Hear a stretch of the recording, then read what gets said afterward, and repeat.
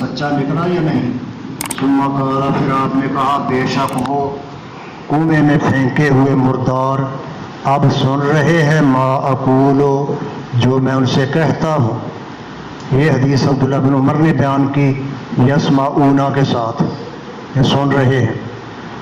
بس ذکر کیا گیا یہ، یا ذکر کی گئی یہ حدیث حضرت عائشہ صدیقہ کے پاس، تو حضرت عائشہ نے کہا، نبی صاحب نے یسمعون نہیں کہا تھا، بلکہ آپ نے تو فرمایا تھا بے شک وہ اب جان گئے ہیں کہ بے شک جو میں انہیں کہا کرتا تھا وہ برحق ہے۔ ان کو زندگی میں جو پیغام دیتا تھا توحید کا اور شرک سے بچنے کا، اب ان کو پتہ چل گیا ہے کہ یہ نبی کا پیغام سچا تھا، ہم خواہ مخواہ انکار کرتے رہے۔ تو حضرت عائشہ کہتی ہے آپ نے یعلمون کہا تھا، یسمعون نہیں۔ ثم قرأت، پھر حضرت عائشہ نے یہ آیت پڑھی کہ اے نبی آپ مردوں کو نہیں سنا سکتے، لہذا یسمعون نہیں ہے کہ آپ مردوں کو سنائیں، بلکہ یعلمون ہے، حتیٰ کہ حضرت عائشہ نے پوری آیت پڑھی۔ ظاہر تعارض ہے، لیکن ہم نے بتایا تھا کہ عبداللہ بن عمر نبی السلام کے ساتھ بدر میں گئے تھے، حضرت عائشہ بدر میں نہیں گئی، وہ مدینے میں ہی رہی ہیں۔ بدر کے میدان میں نبی السلام نے قلیب بدر پر کھڑے ہو کر مشرکوں کو مخاطب کرتے ہوئے جب گفتگو کی تھی تو آپ نے یہی کہا تھا کہ یہ سن رہے ہیں، اور پیچھے آ چکا کہ اللہ تعالیٰ سنانے والا تھا۔ باقی حضرت عائشہ جو یسمعون کا انکار کرتی ہیں، کیونکہ انہوں نے یہ لفظ سنا نہیں ہے نبی السلام سے، انہوں نے تو آپ سے یعلمون سنا ہے۔ یعلمون نبی صاحب نے مدینے میں آ کر کہا تھا کہ عائشہ اب وہ جان گئے ہیں کہ میری باتیں سچی تھیں، جب کہ وہ عذاب میں مبتلا ہو گئے ہیں۔ تو دونوں حدیثیں اپنے مقام میں صحیح ہیں۔ حضرت عائشہ نے اگر انکار کیا ہے یسمعون کا تو عدم علم کی بنا پر کیا ہے، باقی نبی صلی اللہ علیہ وسلم نے میدان بدر میں یسمعون ہی کہا تھا، جب کہ آپ ان سے مخاطب تھے۔ مدینے میں جا کر چونکہ مخاطب نہیں تھے، نہ وہاں کلیم بدر ہے، نہ ان سے گفتگو کی ہے، تو وہاں تو یعلمون ہی کہا تھا، نہ کہ یسمعون، کہ عائشہ وہ جان گئے ہیں۔ دونوں حدیثیں صحیح ہیں، بظاہر تعارض جو ہے اس سے کسی ایک حدیث کا رد لازم نہیں آتا۔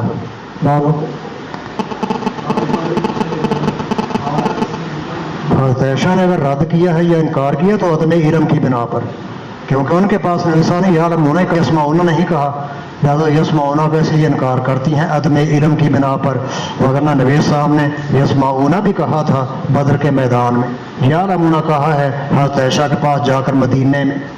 باب فضل من شاہد بدرن، بیان ہے ان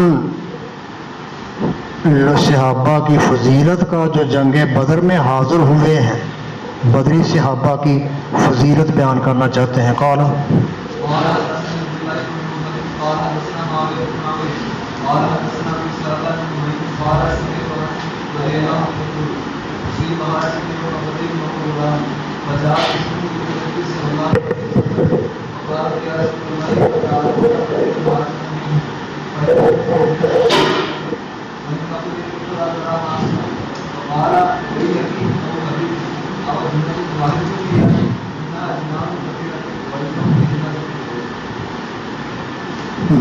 سنا میں نے حمید کہتے ہیں حضرت انس رضی اللہ عنہ سے، وہ کہہ رہے تھے کہ اصیبہ میں نے شہید ہو گیا، قتل کر دیا گیا حارثہ بدر کے دن، حالانکہ یہ بچہ ہی تھا، لڑنے کے لیے نہیں گیا تھا، جنگ دیکھنے کے لیے گیا تھا۔ حارثہ بن سراقہ، یہ سراقہ کا بیٹا ہے حارثہ، ان کی والدہ کا نام ربیہ تھا، ربیہ بنت نضر، یہ حضرت انس کی پھوپھی لگتی تھی ربیہ، تو ربیہ بنت نضر حارثہ کی والدہ ہے، اور ان کے باپ کا نام سراقہ تھا۔ سراقہ جو ہے جنگ حنین میں شہید ہوئے تھے، بڑی بعد میں جا کر، جنگ حنین جو سن 8 میں ہوئی تھی، یہ سن 2 میں ہی شہید ہو گیا حارثہ جو ہے۔ یہ جنگ دیکھنے کے لیے گیا تھا، الگ بیٹھا ہوا تھا، دشمن کا تیر اچانک اس کو لگ گیا اور یہ فوت ہو گیا میدان بدر میں۔ کئی نابالغ بچے بھی جنگ دیکھنے کے لیے چلے جاتے تھے، یہ بھی ان میں سے تھا۔ اصیبہ حارثہ، تو حارثہ بن سراقہ شہید کر دیا گیا بدر کے دن، حالانکہ یہ بچہ ہی تھا، غلام تھا۔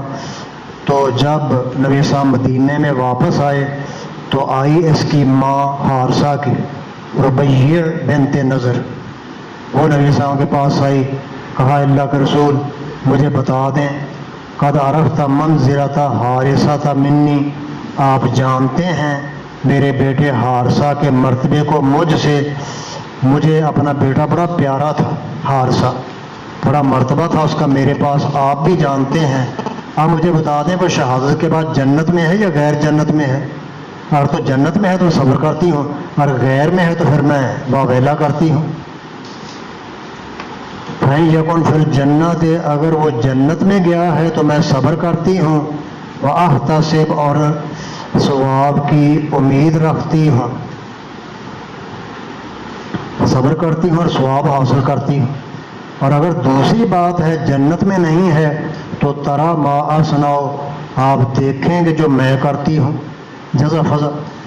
تو نبی صاحب نے فرمایا ویحا کہ اے ربیہ تجھے افسوس ہو، یا آپ نے کہا حبلتے، اے ربیہ کیا تو دیوانی ہو گئی ہے؟ یہ لفظ کہا یا وہ، یہ راوی کو شک ہے، تجھے افسوس ہو، یا فرمایا کیا تو دیوانی ہو گئی ہے، جیسے ہم کہتے پاگل ہو گیا، کیا تو دیوانی ہو گئی ہے؟ آوا جنت واحدۃ ہی، اور کیا ایک جنت ہے وہ؟ یہ وہ عاطفہ ہے، حمزہ استفہام کا ہے، عاطفہ سے پہلے حمزے کو لے، کیونکہ حمزہ استفہام کا صدارت کلام کو چاہتا ہے، یہ کلام کے شروع میں آیا کرتا ہے، کیونکہ سارے استفہام شروع میں آتے ہیں۔ آوا جنت واحدۃ ہی، اور کیا وہ ایک جنت ہے؟ وہاں تو بہت سے جنت ہیں، انہا جنان کثیرۃ، بے شک وہاں بہت سے جنات ہیں، جنت ہیں، اور بے شک وہ حارثہ تیرا بیٹا جنت الفردوس میں ہے، جو سب سے اعلیٰ جنت ہے۔ اس سے امام بخاری نے یہ ثابت کیا کہ بدری صحابہ جنتی ہیں اور جنت الفردوس میں جانے والے ہیں۔ حارثہ جو لڑتا بھی نہیں تھا یہ جنت الفردوس میں گیا ہے، تو جو لڑنے والے شہید ہونے والے ہیں وہ تو بالاولیٰ جنت الفردوس کے مستحق ہو گئے ہیں۔ تو یہ بدری صحابہ کی فضیلت ہو گئی کہ بدری صحابہ سب جنتی ہیں۔ ان کے خلاف بکواس کرنے والا، کتے کی زبان نکالنے والا، وہ خود کافر منافق ہو سکتا ہے، جبکہ صحابہ کرام کے لیے اللہ رب العزت نے جنت کی بشارتیں دے دی ہیں۔ مطلب جو حکم حارثہ کا ہے وہ بدری صحابہ کا ہے۔ حارثہ لڑنے والا بھی نہیں تھا، بچہ تھا، یہ جب شہید ہو گیا اچانک تیر لگنے سے، تو باقی صحابہ تو لڑنے والے، لڑ کر شہید ہونے والے ہیں، بلکہ جو شہید نہیں ہوئے وہ بھی، جو زندہ آ گئے ہیں واپس بدر میں لڑے ہیں، غازی بن کر واپس ہیں، وہ بھی جنتی ہیں۔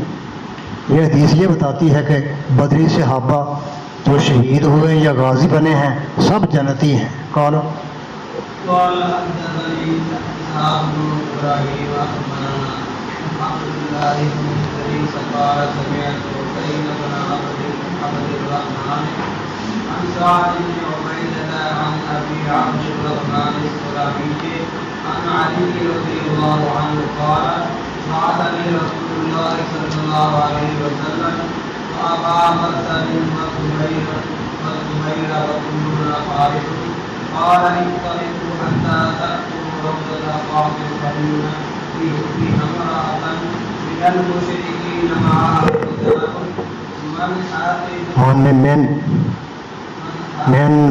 من حاطب ابن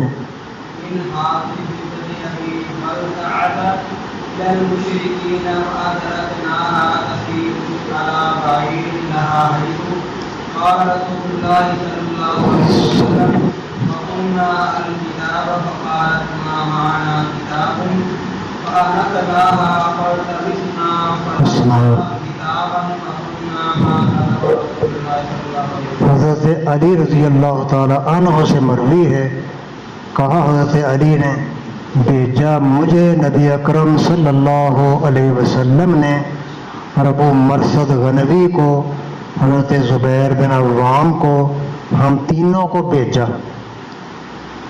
یہ بھیجا تھا فتح مکہ سے پہلے. مکہ فتح ہوا سن 8 میں.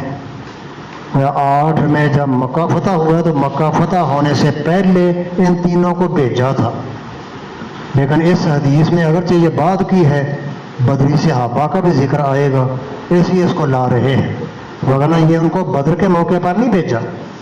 بدر سے کہیں بعد سن 8 میں ان تینوں کو بھیجا تھا. آگے بدر کا ذکر آئے گا، اس لیے اس حدیث کو یہاں ذکر کر رہے ہیں.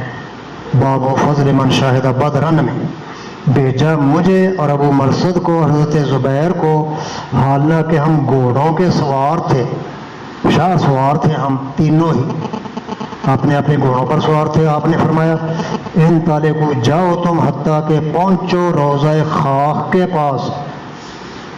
روضہ خاک ایک جگہ تھی مکہ مدینے کے درمیان.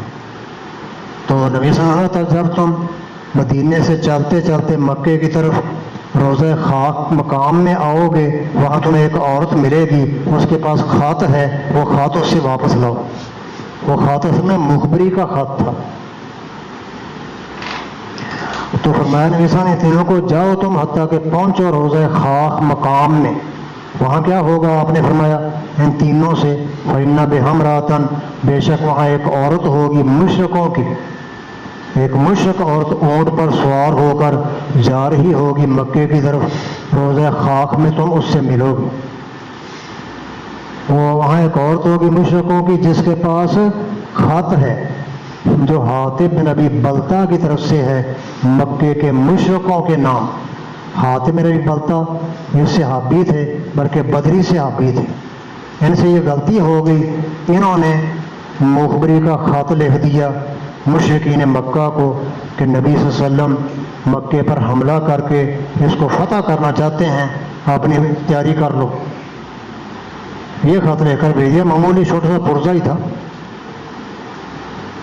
ان رسول اللہ یہ مضمون تھا اس کا جو نے لکھا تھا حاطب نے. ان رسول اللہ صلی اللہ علیہ وسلم یاتیکم بجیش یسیل کالسیل ولو جاء وحدہ لنصرہ اللہ فاحذروا. یہ 1.5 صدی بنتی ہے کہ نبی علیہ السلام تمہارے پاس آنے والے ہیں ایسا لشکر لے کر جو سیلاب کی طرح ہے، 10,000 کا لشکر. اگر نبی السلام اکیلے بھی آ جائیں تو اللہ ان کی مدد کرے گا. لشکر نہ بھی ہو تب بھی اکیلے نبی السلام بھی آ جائیں تو اللہ ان کی مدد کرے گا، لہذا اپنا بچاؤ کر لو. فاحذروا یہ انہوں نے خط لکھ دیا تھا حاطب نے، حالانکہ صحابی تھے. اس کی وجہ آگے بیان کریں گے کیوں انہوں نے لکھا تھا. تو یہ معمولی پرزہ جس پر یہ لکھا ہوا تھا یہ چھپایا جا سکتا ہے آسانی سے. یہ عورت جو ہے یہ پرزہ حاطب کی طرف سے لے کر مکے والوں کو دینے کے لیے جا رہی تھی چھپا کر. نبی صاحب کو پتہ چل گیا وحی کے ذریعے سے. بعض تو کہتے ہیں کہ حاطب کے غلام نے نبی صاحب کو بتا دیا تھا یہ خط بھیجا ہے. تو نبی صاحب کو پتہ چل گیا تب آپ نے ان 3 صحابہ کو بھیجا کہ اس سے خط لے کر واپس آ جاؤ، وہ خط ان کے پاس نہیں پہنچنا چاہیے. تو جاؤ تم. وہ عورت تو پڑھی نہیں تھی، اس کو پتہ ہی نہیں تھا کیا لکھا ہے، کیونکہ عرب ویسے بھی امی تھے، ان پڑھ ہی ہوتے تھے زیادہ. یہ عورت جو ہے یہ بلا اولا ان پڑھ تھی، اس کو پتہ ہی نہیں تھا کیا لکھا ہے، یا یہ پڑھ کر زبانی بھی جا کر نہیں بتا سکتی تھی. ایک پرزہ تھا، پرزہ واپس منگوا لیا آپ نے، خط جو ہے. تو کتاب سے میں یہاں خط ہے. بے شک وہاں روضہ خاک میں ایک عورت ہوگی مشرکوں کی، کہتے اس کا نام سائرہ تھا، سائرہ. اس کے پاس خط ہوگا جو حاطب بن ابی بلتہ کی طرف سے ہے مکے کے مشرکوں کی طرف. تو وہ خط اس سے لے آؤ کا مقصد یہ تھا. فَأَدْرَكْنَاهَا ہم نے پایا اس کو، تسیرو علی بعیر اللہ وہ جا رہی تھی اپنے اونٹ پر سوار ہو کر جہاں نبی علیہ السلام نے فرمایا تھا، جہاں نبی السلام نے کہا تھا وہیں ہم اس سے ملے روضہ خاک کے پاس. پس پا لیا ہم نے اس عورت کو راستے میں ہی، مکے میں پہنچنے سے پہلے ہی وہ جا رہی تھی اپنے اونٹ پر سوار ہو کر جہاں کہ نبی علیہ السلام نے فرمایا تھا، وہیں ہم نے اس کو پا لیا روضہ خاک کے پاس. جگہ کا نام ہے. وقلنا ہم نے اس سے پہلے تو کہا کہ الکتاب یہاں فعل محذوف ہے. اخرج الکتاب خط نکال دے, نکال تو خط کو. تو کہا اس عورت نے ما معنا کتاب, ہمارے پاس کوئی خط شت نہیں. پہلے تو جھوٹ بولا, انکار کیا کہ شاید چھوڑ کر چلے جائیں, نہیں ہے ہمارے پاس کوئی خط. تو ہم نے کہا خط تو ہے اس کے پاس. نبی صاحب نے کہا ہے فَنَخْنَاهَا ہم نے اس کے اونٹ کو بٹھا لیا. انخنا نخ نخ سے ہے, نخ نخ اونٹ کو کہتے ہیں جب بٹھانا ہو, اونٹ کو بٹھانے کی آواز اسماء سواد میں اس کو ذکر کرتے ہیں. تو ہم نے اس کو بٹھا لیا, اس کو اونٹ کو بٹھا لیا. پھل تمسنا بس ہم نے تلاش کیا اس کے کجاوے میں ادھر ادھر خط تلاش کیا کہ کہیں چھپایا ہوا مل جائے, لیکن نہ دیکھا ہم نے خط کو, خط کہیں ہمیں نظر نہ آیا. تو طریق کے علاوہ باقی ساتھی کہنے لگے کہ اس کے پاس خط نہیں ہے. واپس جاتے ہیں, نبی صاحب کو بتاتے ہیں کہ نہیں خط ملا. حضرت علی کہنے لگے ہو ہی نہیں سکتا کہ اللہ کے پیغمبر نے کہا ہو اور خط اس کے پاس نہ ہو, نکالنا ہے اسے. فقلنا ہم نے کہا ما کذب رسول اللہ ہے, نہیں غلط کہا نبی اکرم صلی اللہ علیہ وسلم نے. یہاں جھوٹ کا معنی تو نہیں کریں گے. اخطا نبی صاحب نے کوئی غلط نہیں کہا, آپ نے صحیح کہا ہے, خط اس کے پاس ہے. تو ہم نے سختی سے کہا لَتُخْرِجِنَّ الْكِتَابَ ضرور نکال تو خط کو. لام تاکید کا, نون تاکید کا, تاکید زور دے کر ہم نے اس سے کہا خط تجھے نکالنا پڑے گا, ضرور بھی ضرور نکال تو خط. اور لَنُجَرِّدَنَّ کے یا ہم تجھے ننگا کر دیں گے. حالانکہ ننگا کرنا نہیں تھا, بس دھمکی ہے کہ وہ ننگا ہونے کے ڈر سے خط نکال کر دے دے کہ یہ تو ننگا کرنے پر تلے ہوئے ہیں. تو ننگا کرنا مقصود نہیں تھا, مقصد اس کو دمکانا ڈرانا تھا تاکہ وہ ڈر کر مرعوب ہو کر خط نکال دے.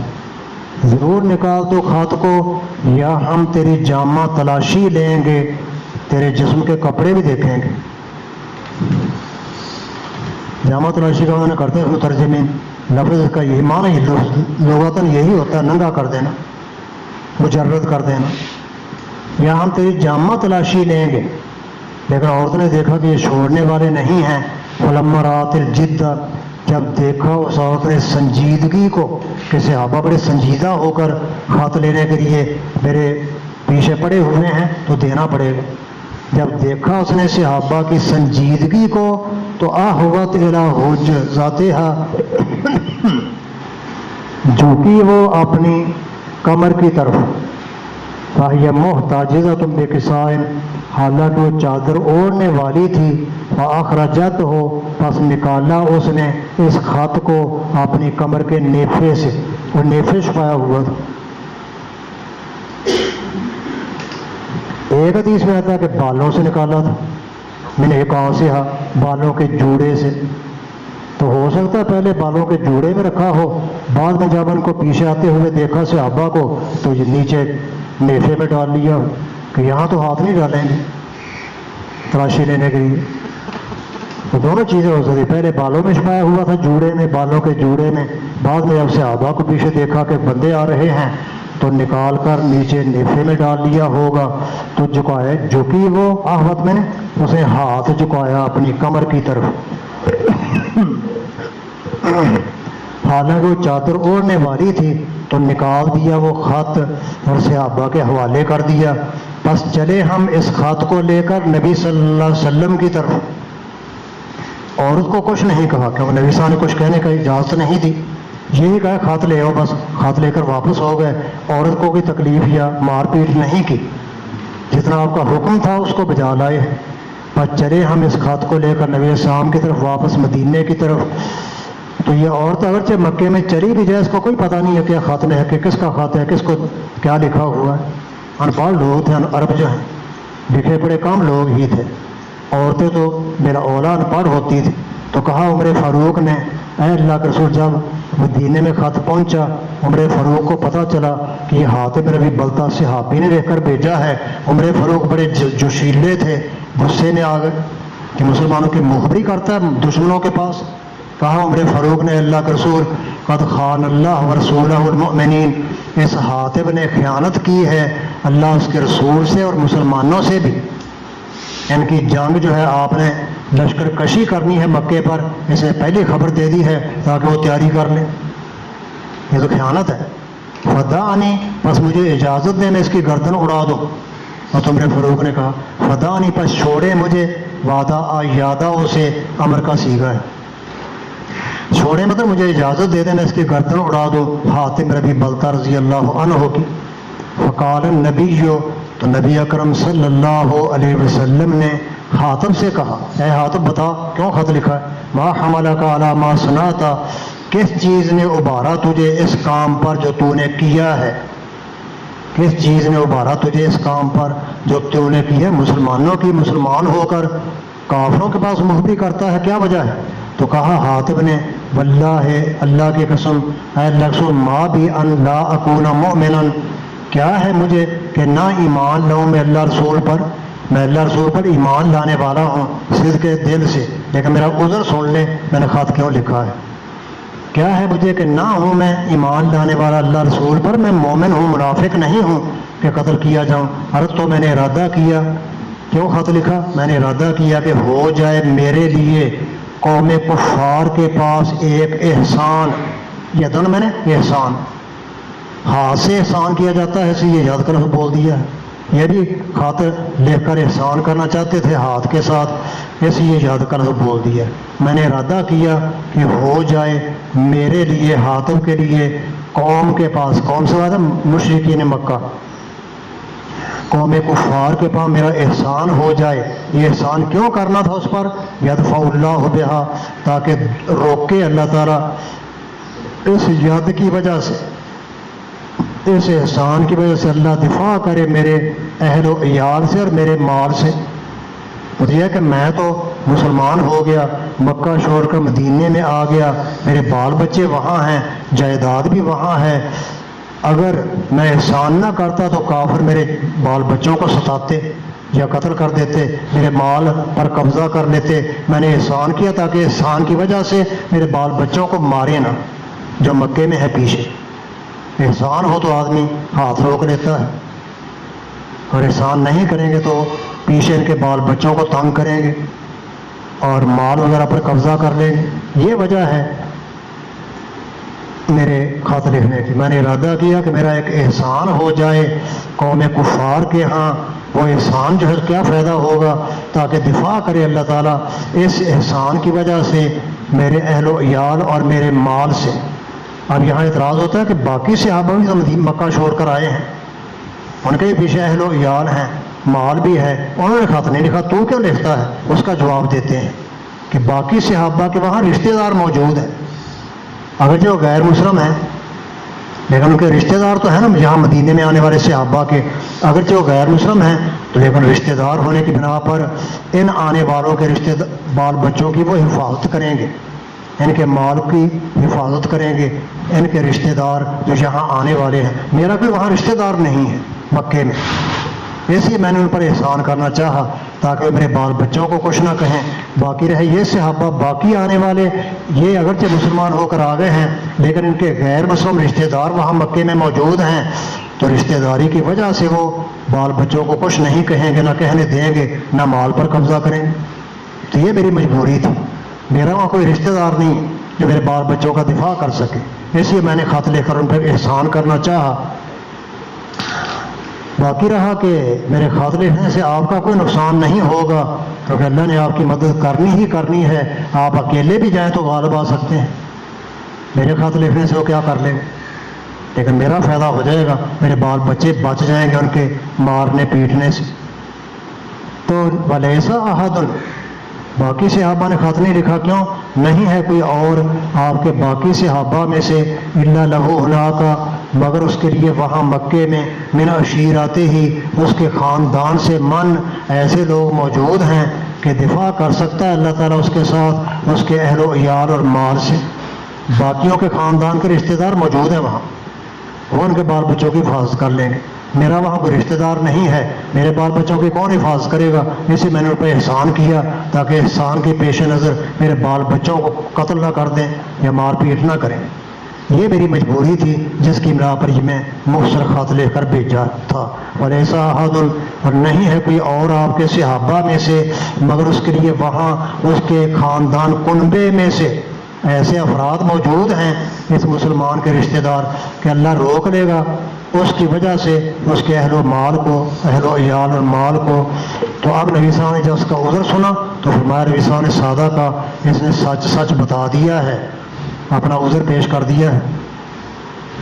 وَلَا تَقُولُوا إِلَّا خَيْرًا، نہ کہو تم اس کے لیے مگر بہتر بات، منافق نہ کہو اس کو۔ عمر فاروق نے منافق کہہ دیا تھا، ایک حدیث میں یہ بھی آتا ہے کہ اِنَّهُ مُنَافِقٌ، یہ منافق ہے، کافروں کا دفاع کرتا ہے۔ نبی صاحب نے فرمایا منافق نہ کہو، خیر کی بات کہو، مومن مسلمان ہے، یہ عذر تھا اس کا، وہ اس نے صاف صاف بتا دیا ہے۔ اسی خط لکھا ہے، آپ نے اس کی تصدیق کی سادہ کا، اور نہ کہو اس کے لیے مگر بہتر بات۔ عمر فاروق نے کہا نہیں اللہ، کیونکہ وہ بڑے جوشیلے جذباتی تھے، کہا عمر فاروق نے بے شک اس نے خیانت کی ہے اللہ تعالیٰ اور مسلمانوں سے، مجھے اجازت ہے میں اس کی گردن اڑاؤں۔ دوبارہ پھر کہا کہ عمر فاروق جو ہے وہ سیاسی مسئلے کو پیش نظر رکھتے تھے، سیاسی اعتبار سے واقعی ایسے آدمی کی سزا قتل ہے جو مسلمانوں کی دشمنوں کے ہم مخبری کرے، سیاست کا یہی تقاضا ہے کہ اس کو قتل کیا جائے، لیکن نبی صاحب نے دیکھا کہ یہ معذور تھا، اسے فرمایا نہیں قتل کے لائق نہیں ہے یہ۔ سیاستاً دیکھا جائے تو واقعی عمر فاروق کی بات صحیح تھی، لیکن اس کے عذر کو دیکھا جائے تو نبی صاحب نے اسی لیے تصدیق کی ہے، وہ خائن یا منافق نہیں ہے۔ تو فرمایا نبی صاحب نے عمر الیس من اہل بدر، کہ یہ بدر والوں میں سے نہیں ہے؟ حاتم بن ملتا بدری صحابی ہے۔ یہ تو واقعہ سن 8 کا ہے نا خط لکھنے کا، اس سے پہلے سن 2 میں یہ جنگ بدر میں کافروں سے مقابلہ کر چکا ہے، بدری صحابہ میں شامل ہے۔ تو بدری صحابہ کو کیسے قتل کیا جا سکتا ہے، یا خائن اور منافق کیسے کہا جا سکتا ہے؟ کیا نہیں ہے یہ اہل بدر سے؟ یعنی ہے۔ فقال، پس فرمایا نبی صلی اللہ علیہ وسلم نے لعل اللہ تعالیٰ علی اہل بدر، امید ہے کہ اللہ تعالیٰ نے نظر کرم کی ہے بدر والوں پر۔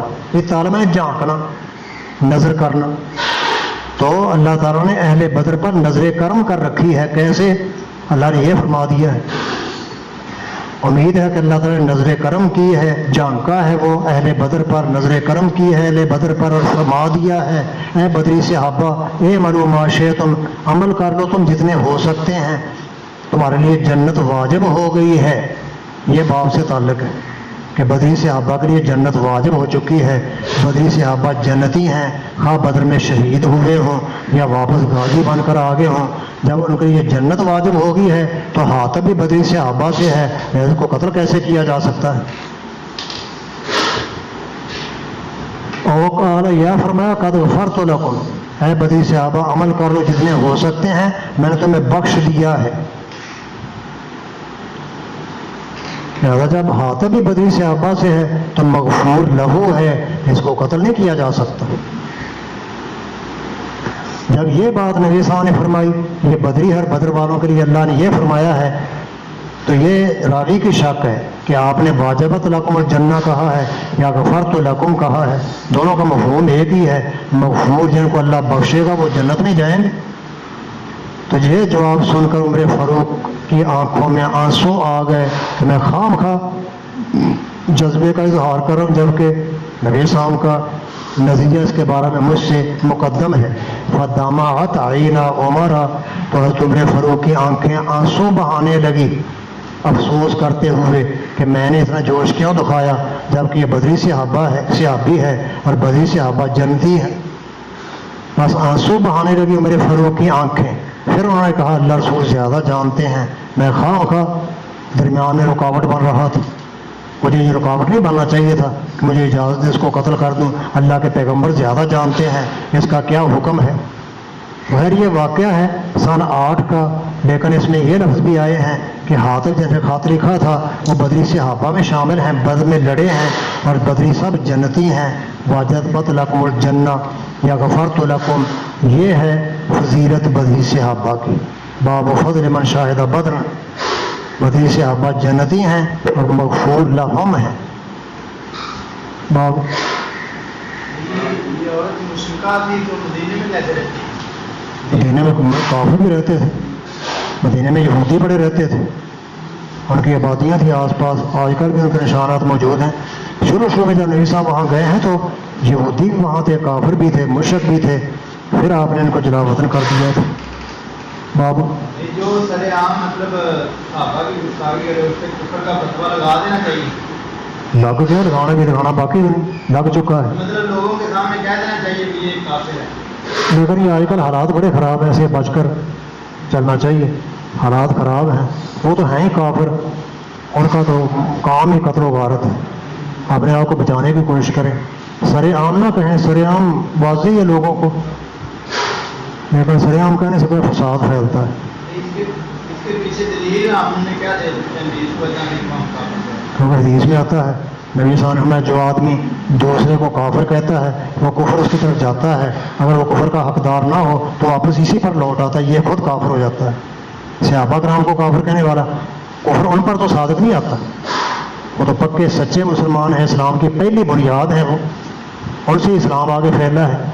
جو صحابہ نبی السلام کے ساتھ جان ہتھیلی پر جنگوں میں حاضر ہو جاتے تھے وہ مسلمان کیوں نہیں ہیں؟ لہٰذا یہ کفر جب ان کی طرف پھینکتے ہیں تو کفر کا گولا ان پر تو فٹ نہیں ہوتا، ان پر ہی آ کر برستا ہے، یہ خود کافر ہو جاتے ہیں، ایسے احساس سے یہ کافر ہیں۔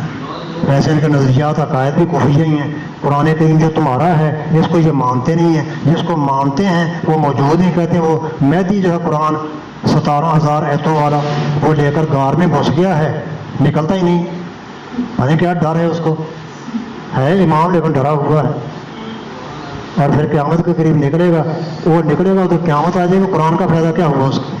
یہ سب بکواس ہے، اس قرآن سے جان چھڑانے کے لیے، تاکہ اس پر ہمیں عمل نہ کرنا پڑے، اس سے جان چھڑانے کے لیے بات بنائی ہوئی ہے ان خبیثوں نے، کہ اصل قرآن تو جو نبی صلی اللہ علیہ وسلم نے دیا تھا وہ مہدی لے کر بیٹھا ہوا ہے پہاڑ کی کھڈ میں،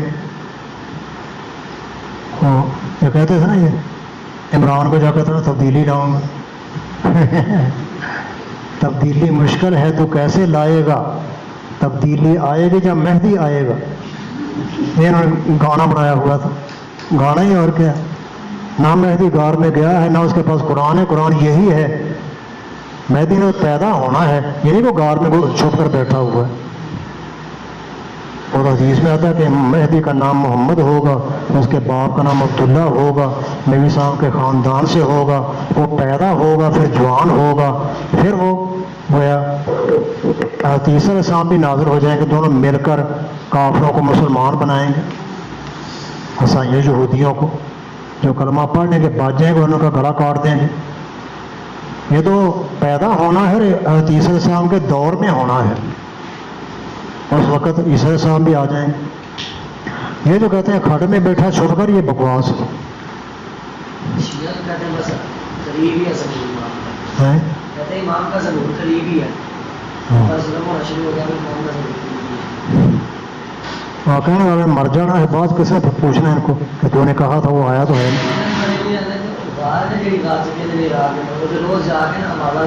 گھوڑا لے آتے تھے، آوازیں نہیں نکلیا ہوں تھا اور نہیں نکلتا، لوگوں کو مغالطہ دینا، لوگوں کے آنکھوں پر پٹی ڈال دینا، مٹی ڈالنی کہ واقعی ہے، ایسے آ کر بلاتے ہیں، حالانکہ ہے کچھ بھی نہیں، بکواس ہے، لوگوں کو یہ فریب دیتے ہیں ہر کام میں، یہ بھی فریب ہے، وہاں گھوڑا لے جانا، وہاں جا کر آوازیں دینا تاکہ لوگ سمجھے واقعی ہے، یقین کر لیں ان کی جھوٹ کا۔ اور امام قائم کہتے ہیں مہدی کو، امام قائم۔ خیر یہ یہاں حدیث ہے اور اس میں گویا بدری صحابہ کے جنتی ہونے اور ان کے مغفور لہم ہونے کی فضیلت ہے، اس لیے اس کو اس باب میں لائے ہیں۔ واقعہ سن 8 کا ہے لیکن اس میں سن 2 بدر کا بھی ذکر ہے کہ بدری صحابہ سب جنتی ہیں، اس لیے اس حدیث کو لائے ہیں۔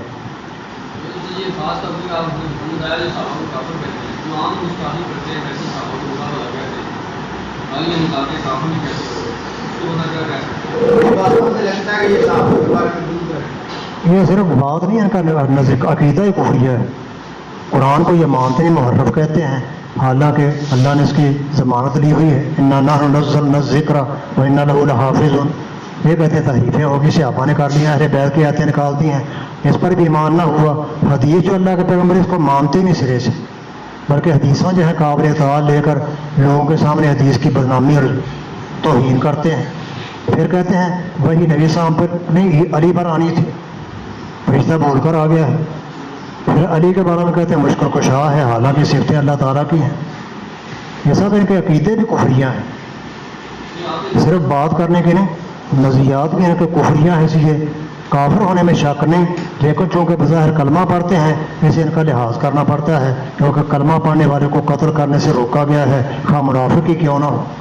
نبی صاحب کی زندگی میں منافق موجود تھے، لیکن آپ نے کبھی ان کو قتل نہیں کیا، پتہ بھی تھا یہ منافق، کیونکہ بظاہر کلمہ پڑھتے تھے۔ بعض لوگ ان سے متاثر ہو کے ان جیسی باتیں کرنی شروع کرتے ہیں، حالانکہ ان کو ان کے عقیدے کا تو پتہ نہیں ہوتا۔ ہاں، بغیر علم کے قرآن کے لا تقف ما لیس لک بہ علم، بغیر علم کے بات نہیں کرنی چاہیے۔ جب علم نہیں ہے تو ان کو بولنا ایسے بات نہیں کرنی چاہیے ایسے مسائل میں۔ وہی آگے بابر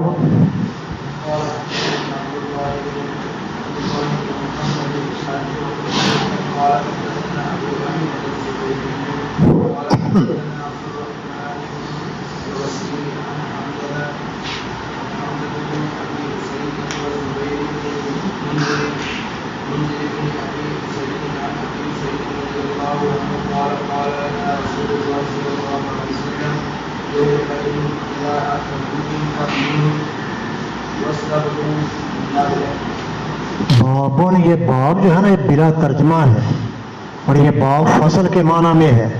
یہ باب کا لفظ امام بخاری کیوں لائے ہیں؟ یہ بتانے کے لیے کہ اس سے پہلے جو باب تھا نا، باب فضل من شاہد بدر، وہ ختم ہو گیا ہے، اب پھر وہی قصہ غزوہ بدر شروع ہو گیا ہے۔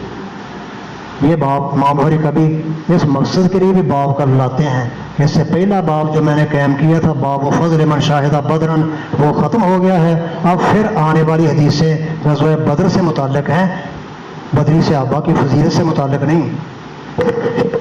یہ باب گیا پچھلے باب کے خاتمے کی طرف اشارہ کرنے کے لیے ہے، گویا اب پھر یہاں یہ حدیثیں جو ہیں وہ پہلا باب جو چل رہا تھا باب و قصۃ غزوۃ بدر، وہی پھر حدیثیں آ گئی۔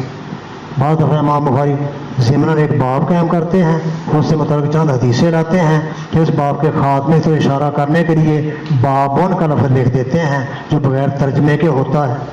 کبھی یہ باب کا لفظ جو ہے وہ بطور امتحان لاتے ہیں کہ تم یہاں عنوان قائم کرو، کبھی یہ باب کا لفظ فصل کے معنی میں ہوتا ہے اور اس کے تحت آنے والی حدیث کا پچھلے باب سے تعلق ذرا پیچیدہ ہوتا ہے، اس لیے باب کا لے آتے ہیں، کئی مقاصد ہیں ان کے۔ تو یہاں یہ باب فضل من شاہد بدرن کے خاتمے کی طرف اشارہ کرنے کے لیے یہ بابن کا لفظ لائے ہیں۔ اب آگے آنے والی حدیثیں فضیلت کے بارے میں نہیں ہوں گی، غزوہ بدر کے بارے میں ہوں گی۔ ابو اسید رضی اللہ عنہ سے مروی ہے، کہا انہوں نے فرمایا ہمیں نبی اکرم صلی اللہ علیہ وسلم نے بدر کے دن کیا فرمایا صحابہ سے، اذا اقصبوکم فرموہم، جب وہ تمہارے قریب آئے پھر ان پر تیر پھینکو۔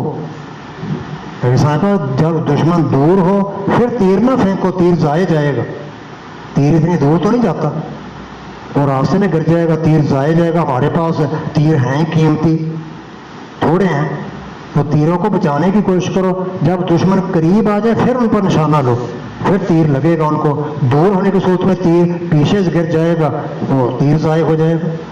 اسی فرمایا اذا اقصبوکم، جب وہ تمہارے قریب آئیں دشمن، فرموہم، پھر ان پر تیر پھینکو، پھر ان کو تیر مارو، تاکہ تیر پھینکنے کا فائدہ ہو، ضائع نہ جائے۔ واستبقوا نبلکم، اور اپنے تیروں کو بچا کر رکھو، بڑے احتیاط سے استعمال کرو، کیونکہ ہمارے پاس ہتھیار جو ہے بہت کم ہے، اور بچاؤ تم اپنے تیروں کو، یہ آپ نے بدر کے دن صحابہ سے کہا تھا۔ قال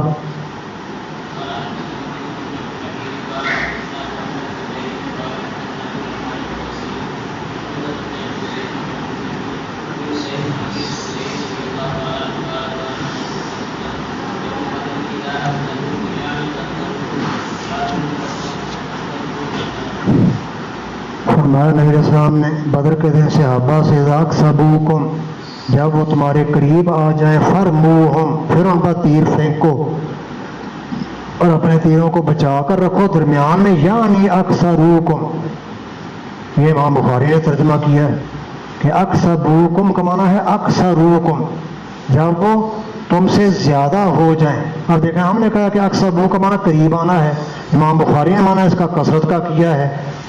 یہ کیوں ہے؟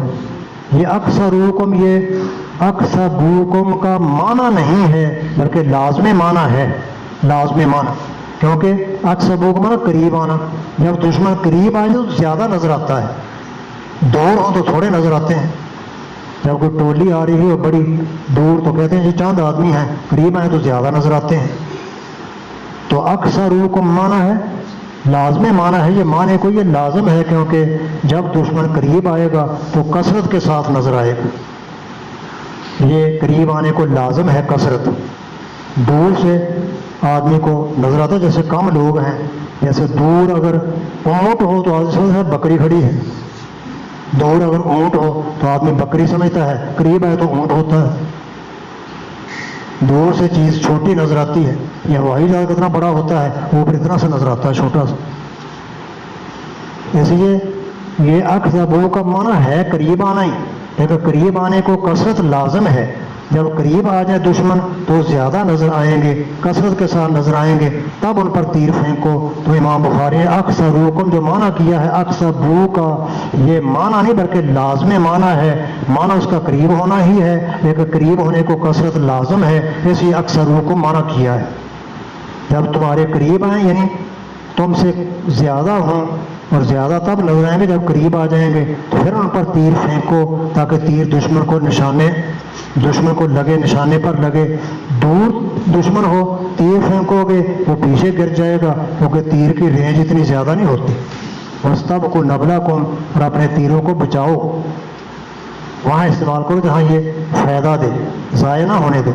یہ آپ نے بدری صحابہ سے کہا تھا لڑنے سے پہلے۔ قال قال حدثني عمرو بن خالد قال حدثنا زهير قال حدثنا قال سمعت البراء بن عازب رضي الله قال جعل النبي صلى الله عليه وسلم على الماء يوقد عبد الله بن زبير یہ بنا عبد الله بن زبير أصحاب منا 70 وقال النبي صلى الله عليه وسلم أصحابه أصحاب من المشركين يوم بدر 40 ومئة 70 أسيرا 70 أسيرا قال أبو سفيان يوم بدر فنحرز السلام۔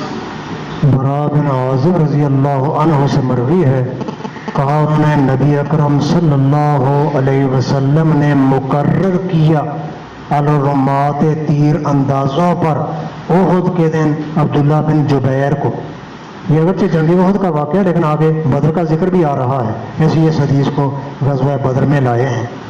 یہ نبی صلی اللہ علیہ وسلم جب غزوہ احد کے لیے گئے، احد کا ذکر آگے آ رہا ہے، تو احد پہاڑ میں ایک درہ تھا، احد پہاڑ کے پیچھے سے درہ نکلتا تھا، پہاڑی راستہ، وہاں بڑا خطرہ تھا کہ دشمن کہیں ہم آگے لڑ رہے ہوں، دشمن پیچھے سے ہو کر ہم پر حملہ نہ کر دے، تو آپ نے اس درے پر 50 صحابہ کو مقرر کر دیا کہ تم نے درے پر رہنا ہے، اس کو چھوڑنا نہیں، ہم کامیاب ہوں یا ناکام ہوں، شہید ہو جائیں، حتیٰ کہ پرندے ہمارا گوشت نوچنے بھی لگ جائیں، تم نے درہ نہیں چھوڑنا۔ آپ نے بڑی تاکید کی تھی، کوئی درہ بڑا خطرناک تھا، دشمن کو کوئی ٹولی پیچھے سے ہو کر حملہ کر سکتی تھی آگے لانے والے صحابہ پر۔ تو آپ نے 50 صحابہ کو اس درے پر کھڑے کر دیا، ہتھیار دے کر، تیر کمان دے کر، اور ان کا امیر عبداللہ بن جبیر کو بنایا۔ اس 50 آدمیوں کے دستے کے امیر عبداللہ بن جبیر تھے۔ یہ ہے کہ نبی صلی اللہ علیہ وسلم نے مقرر کیا تھا تیر اندازوں پر احد کے دن عبداللہ بن جبیر رضی اللہ تعالی عنہ کو امیر بنا کر، قائد بنا کر۔ فَأَصَابُوا مِنَّا 70، پس انہوں نے شہید کیا ہم میں سے 70 صحابہ کو۔ غلطی یہ ہوئی کہ ان درے والوں نے درہ چھوڑ دیا، تو حالانکہ نبی صلی اللہ علیہ وسلم نے سخت تاکید کی تھی کہ تم نے درہ نہیں چھوڑنا، ہم آگے جو بھی ہوتا رہے، تم نے ہمارے پاس نہیں آنا۔ لیکن غلطی ہو گئی، مسلمان پہلے جب کامیاب ہوئے جنگ احد میں تو صحابہ جو ہیں درے پر کھڑے ہونے والے ان میں اختلاف پیدا ہو گیا، بعض کہنے لگے کہ ہم چلے جانا چاہیے، اصل مقصد فتح تھی، فتح ہو گئی ہے، دشمن آگے لگا لیے مسلمانوں نے. تو امیر اور باقی چند ساتھی کہنے لگے درا نہ چھوڑو. نبی صاحب نے کتنی تاکید کی ہے. ہاں وہ کامیاب بھی ہو رہے ہیں, درا نہ چھوڑو, لیکن وہ چھوڑنے والے غالب آ گئے. زیادہ 50 میں سے وہ درا چھوڑ کر میدان میں آ گئے. باقی چند آدمی رہ گئے. خالد بن ولید جو ہے وہ مسلمان نہیں ہوا تھا. یہ اپنے گھوڑوں کے لشکر کو لے کر پیچھے سے آیا درے سے. مسلمان آگے دشمن کی طرف متوجہ تھے. پیچھے سے آ کر ایسا حملہ کیا خالد بن ولید نے مسلمان, اور یہ جو چند آدمی درے پر کھڑے تھے ان کو شہید کر دیا.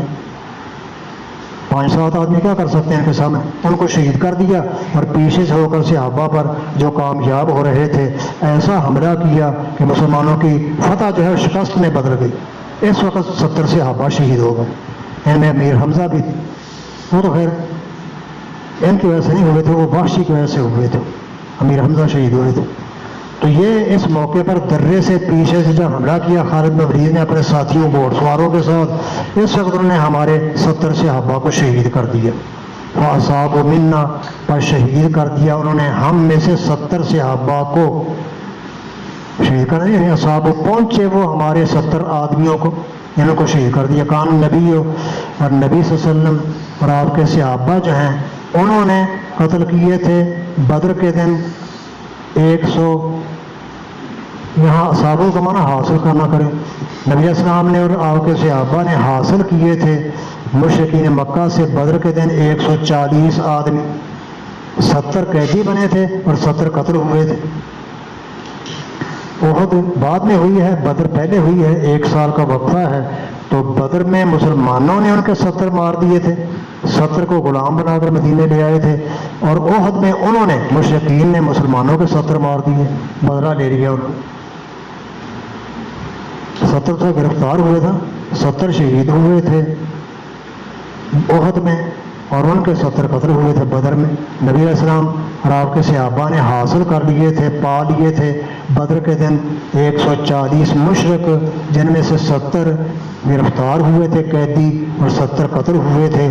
تو کہا ابو سفیان نے احد کے موقع پر جب انہوں نے مسلمانوں کے 70 شہید کر دیے, ابو سفیان غیر مسلم تھا ابھی, اسے کہا یومن بیوم بدر, یہ دن بدر کے دن کے بدلے میں ہے, ہم نے اپنا بدلہ لے لیا. تم نے بدر میں ہمارے 70 مارے تھے, ہم نے احد میں تمہارے 70 شہید کر دیے, بدلہ چکا دیا ہے ہم نے. ابو سفیان کہنے لگا جو ابھی غیر مسلم تھا, مشرک تھا, کہا ابو سفیان نے یہ احد کا دن بدر کے دن کے بدلے ہے. والحرب سجال, اور جنگ جو ہے وہ ڈولوں کی طرح ہے. جیسے کنویں پر ڈول ہوتا ہے نا, کبھی کوئی لے لیتا ہے, کبھی کوئی پانی نکالتا ہے, وہ ہٹ جاتا ہے, کوئی اور آ جاتا ہے, وہ ہٹتا ہے, کوئی اور. ڈول جو ہے وہ ہاتھوں میں بدلتا رہتا ہے. اس طرح جنگ بھی ڈولوں کی طرح ہے, کبھی تمہارے ہاتھ میں ہوتی, کبھی ہمارے ہاتھ میں. بدر میں تمہارے ہاتھ میں تھی, تم غالب آ گئے, احد میں ہم نے تمہارے 70 شہید کر دیے. اور جنگ جو ہے یہ کنویں کے ڈولوں کی طرح ہے, کبھی تمہارے ہاتھ میں, تم نے ہمارے بدر میں مار دیے, کبھی ہمارے ہاتھ میں, ہم نے تمہارے 70 احد میں شہید کر دیے. یہ اس نے کہا. تو یہاں اصحاب من المشرکین یوم بدر 40 و 100, یہ تعلق ہے غزوہ بدر سے کہ مسلمانوں نے بدر میں ان کے 140 حاصل کیے تھے, 70 قتل کر کے اور 70 گرفتار کر کے. اور انہوں نے احد میں 70 صحابہ شہید کیے, اگرچہ گرفتار نہیں ہوا کوئی. قال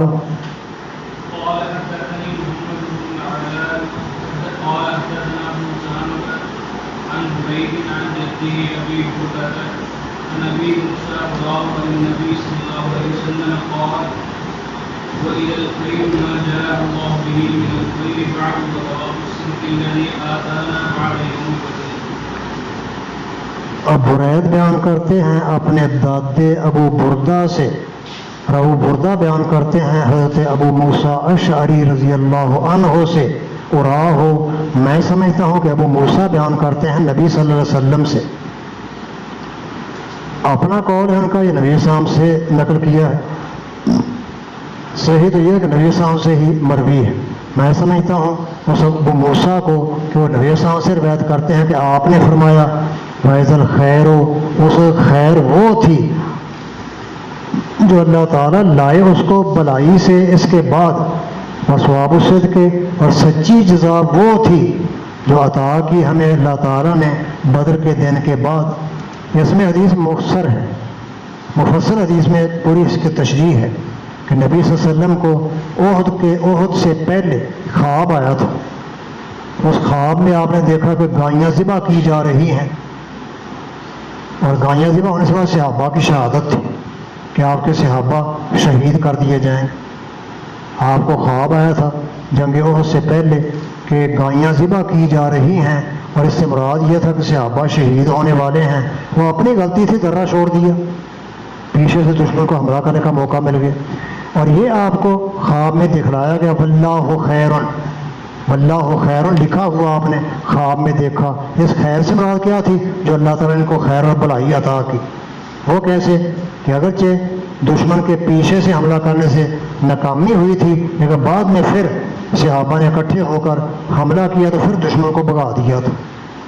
یہ خیر تھی کہ شکست کے بعد پھر اللہ تعالیٰ نے فتح عطا کر دی. مسلمان جب زخمی ہونے کے بعد دوبارہ مل کر حملہ کیا تو کافر بھاگ نکلے، مکے کے راستے پر چل پڑے.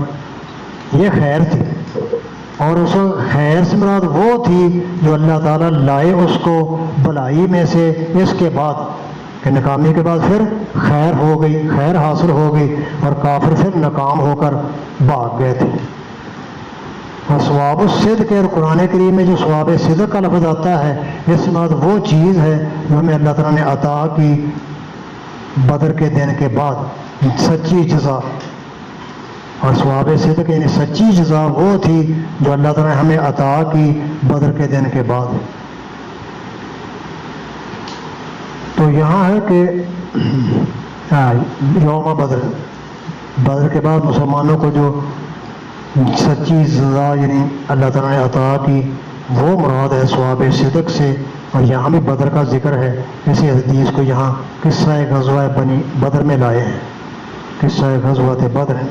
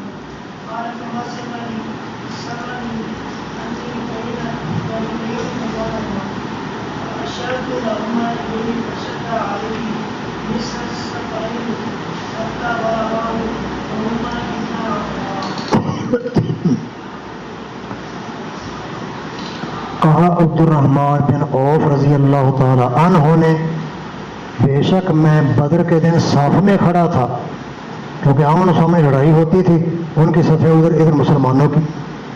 صف میں بھی کھڑا تھا مشرکین مکہ سے لڑنے کے لیے بدر کے دن. بے شک میں صف قتال میں تھا بدر کے دن. تو اذا التفت، تو اچانک میں نے توجہ کی، اس وقت میرے دائیں اور میرے بائیں دو چھوکرے تھے، دو لڑکے تھے جوان، 9 عمر ہی، چھوٹی عمریں تھیں ان کی، نوخیز تھے، وہ میرے دائیں بائیں کھڑے تھے. میں نے دیکھا تو اس وقت میرے دائیں جانب اور میری بائیں جانب 2 جوان تھے 9 عمر ہی. ان کو دیکھ کر میں گھبرا گیا کہ یہ مجھے کیا فائدہ دیں گے. اگر مجھے دشمن نے گھیر لیا یہ بچے میرا کوئی فائدہ نہیں کر سکیں گے، لہٰذا کوئی بڑے آدمی ہوتے تو اچھا تھا. یہ میں نے سوچا، لیکن بعد میں ثابت ہوا کہ بڑوں سے بھی تیز ہیں. وکانی، گویا کہ میں نہیں بے خوف تھا بے مکانہما، ان کی موجودگی سے، مکان میں موجود ہونا، یہ میرے دائیں بائیں موجود تھے، ان کی موجودگی سے میں بے خوف نہیں تھا، بلکہ ڈرتا تھا کہ اگر میں دشمن میں کے گھیرے میں آ گیا تو مجھے چھڑائے گا کون، یہ بچے تو کچھ نہیں کر سکتے. اس لیے میں بے خوف امن میں نہیں تھا. گویا کہ میں نہیں تھا بے خوف، نہیں تھا میں امن میں ان 2 بچوں کی یا لڑکوں کی موجودگی کی وجہ سے. تو اچانک کیا ہوا، اذ قال، اس وقت کہا میرے لیے ان میں سے ایک نے، وہ دائیں بائیں جو نوخیز لڑکے کھڑے تھے ان میں سے ایک نے مجھے کہا، سر من صاحبہ، اپنے ساتھی سے چھپا کر. یہ اس نے حضرت عبدالرحمٰن بن عوف کے کان میں بات کی تاکہ دوسرا نہ سن لے اور جو کام میں نے کرنا کہیں وہ نہ کر لے پہلے. تو اس وقت کہا میرے لیے ان میں سے ایک نے چھپ کر اپنے ساتھی سے جو بائیں جانب تھا کیا کہا عبدالرحمٰن بن عوف سے, یا امّے اے چچا جان آرینی ابا جہل, مجھے ابو جہل دکھا دے, کیونکہ انہوں نے دیکھا نہیں تھا. اب وہ آئے ہیں مدینے سے, مکے میں ابو جہل رہتا تھا, اس کی ملاقات ہی نہیں تھی, تو ہمیں ابو جہل دکھا دے کون ہے. وہ بڑا اکڑا پھرتا ہے, نبی صلی اللہ علیہ وسلم کی بڑی مخالفت کرتا ہے, آپ کی بے ادبی گستاخی کرتا ہے, آج میں اس سے نمٹنا چاہتا ہوں. اے چچا جان عبدالرحمٰن بن عوف سے کہا دکھا دے مجھے ابو جہل. تو میں نے کہا یا ابن اخی, اے بھتیجے تو کیا کرے گا اس کو, ابو جہل بڑا متکبر ہے, تو بچہ سا ہے تو اس کو کیا کرے گا. یا ابن اخی, اے میرے بھائی کے بیٹے یعنی بھتیجے, یہ ویسے جیسے عام طور پر بھتیجا یا انکل کہہ دیتے ہیں, اور حقیقت بھتیجے نہیں تھے. اے بھتیجے ما تسرع بہ, تو اس کو کیا کرے گا. تو اس نے جواب دیا آحدت اللہ, میں نے اللہ تعالیٰ سے عہد کیا ہوا ہے, ان رأیتہ اگر دیکھ لیا میں نے اس ابو جہل کو تو اس کو قتل کر دوں. نوخیز بچہ کہہ رہا, اگر میں نے دیکھ لیا اس کو تو قتل کر دوں گا اس کو, یا میں فوت ہو جاؤں گا اس سے پہلے, یا میں نہیں یا وہ نہیں. جیسے ہم کہتے ہیں یا تو میں نہیں رہوں گا یا وہ نہیں رہے گا, ایک کام ضرور ہو کر رہے گا آج, یا میں نہیں یا وہ نہیں. اگر دیکھ لیا میں نے اس کو قتل کر دوں گا, یا میں اس سے پہلے فوت ہو جاؤں گا. اگر دشمن نے حملہ کر دیا اور میں کامیاب ہو گیا تو اس کو نہیں چھوڑوں گا.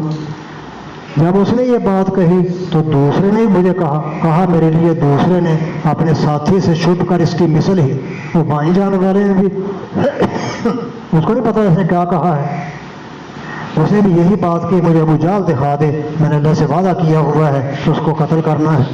اور اپنے ساتھی سے یہ چھپا رہے ہیں تاکہ یہ کام میں کروں کہیں وہ پہل نہ کر دے.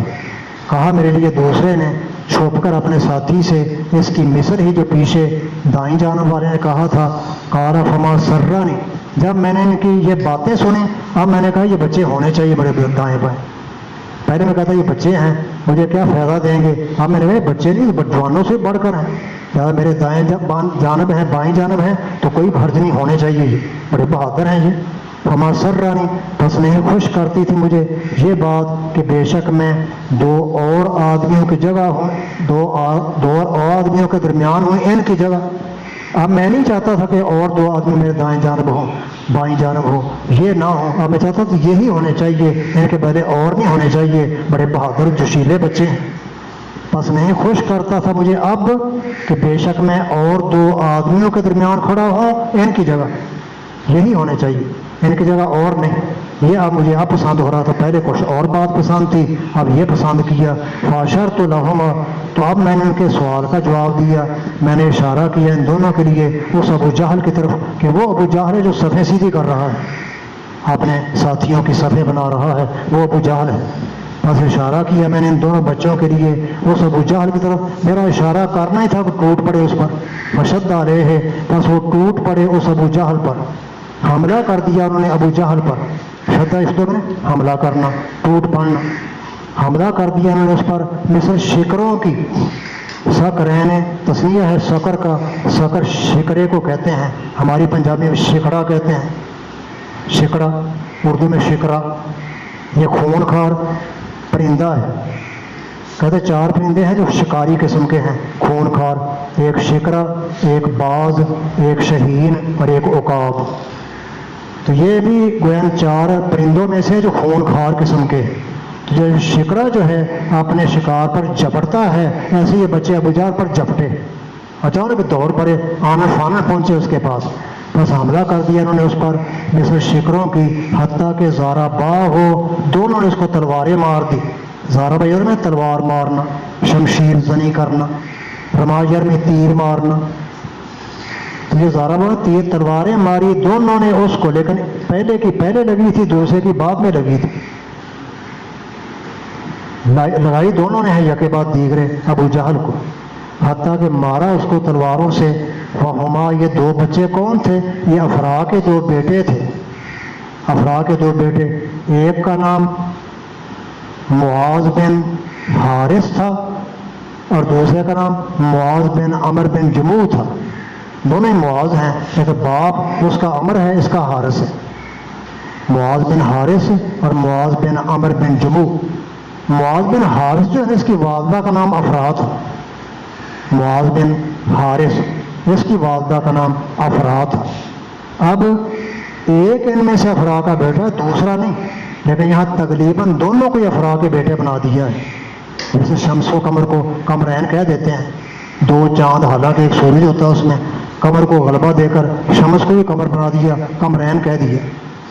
تو یہاں بھی ایک بیٹا ہے افرا کا، دوسرے کو بھی افرا کا بیٹا کہہ دیا ہے۔ افرا کے دو بیٹے نا، ابنا افرا، تو ایک کو ابن افرا تقریباً کہہ دیا ہے، اس لیے دونوں کو افرا کے بیٹے بنا دیا ہے۔ ایک جواب تو یہ ہے۔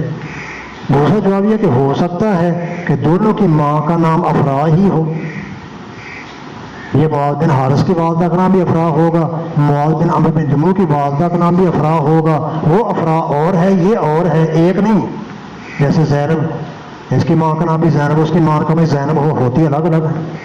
تو اس لیے جب دونوں کی ماں کا نام افرا تھا تو پھر حقیقتاً ابن افرا کہا ہے۔ افرا کے دونوں بیٹے اگرچہ باپ ان کے مختلف نام والے ہیں، مائیں ایک نام والی ہیں، یا تو ایک کو تقریباً ابن افرا کہہ دیا ہے کیونکہ ایک ابن افرا تھا، دوسرا نہیں، دوسرے کو تقریباً ابن افرا بنا دیا ہے اور تسنیہ بول دیا ہے، ابنا افرا، ابنا تسنیہ ہے، ابنا نے تھا، نون اضافت سے گر گیا ہے، دو بیٹے افراد۔ یا پھر ہو سکتا ہے کہ دونوں کی والدہ افرا نامی ہی ہو، ایسی ابن افرا کہا جا سکتا ہے۔ تو ہاں یہ ابن افرا جو دو بیٹے ہیں افرا کے، یہ تھے معاذ بن حارث جس کو معاذ بن افرا بھی کہتے ہیں، اور دوسرے معاذ بن عمر بن جموع تھے، انہوں نے اس کو قتل کیا تھا۔ یہ دو بچے تھے، انصار کے تھے یہ۔ تو یہاں گویا یہ حدیث بھی بدر کے واقعے میں ہے، کیونکہ ابو جہل پر ان دو بچوں نے، نوخیز لڑکوں نے حملہ کیا تھا اور بدر کے میدان میں اس کو قتل کر دیا تھا۔ پکڑا ہوا تھا لیکن دو نوخیز بچوں نے اس کو قتل کر دیا بدر کے میدان میں۔ قال حدثنا موسى بن اسماعيل قال حدثنا ابراهيم قال اخبرنا علي بن شهاب قال اخبرني عمر بن شمسير بن جابر الصحابي حديث عمر قال من اصحاب ابي هريره رضي الله عنه عن ابي هريره رضي الله عنه قال بعث رسول الله صلى الله عليه وسلم 10 عينا امر عليهم عشر بن ثابت الانصاريه يهدي الناس به وضرب بالخطاب حتى اذا كانوا بالهدى بين أصبع ومكة وحوري لحي من غير وقالهم بنو نجدان فنفروا له بطريق من أجل العظام فقصرهم على العرب حتى وجدوا مكة من الله في منزل فقالوا لهم يا شيبا فاتبعوا آثارهم فلما یہ حدیث لمبی ہے، اس میں بدر کا ذکر بھی آئے گا اور قصہ بھی غزوہ بدر کا ہے، اس لیے اس حدیث کو یہاں لائے ہیں۔ وکانا، اور یہ عمر بن جاریہ جو ہے یہ ابو ہریرہ رضی اللہ عنہ کے شاگردوں سے ہے۔ وکانا من صحاب ابی ہریرہ تھا، یہ پچھلا راوی جو ہے ابو ہریرہ کے شاگردوں میں سے ہے، وہ بیان کرتا ہے ابو ہریرہ رضی اللہ تعالی عنہ سے اس واقعہ کو۔ کہا ابو ہریرہ نے بھیجا تھا نبی اکرم صلی اللہ علیہ وسلم نے 10 آدمیوں کو اینن خبرگیری کے لیے، دشمن کی خبرگیری کے لیے۔ عین ویسے جاسوس کو کہتے ہیں، جاسوس بنا کر ان کو بھیجا۔ اگرچہ مسلمانوں کی جاسوسی جائز نہیں ہے، لا تجسسوا آتا ہے، لیکن کافروں کی جاسوسی کی جا سکتی ہے، بلکہ کرنی چاہیے، کیونکہ دشمن کی جاسوسی نہیں کریں گے تو اس کے لیے مقابلے کی تیاری کیسے کریں گے؟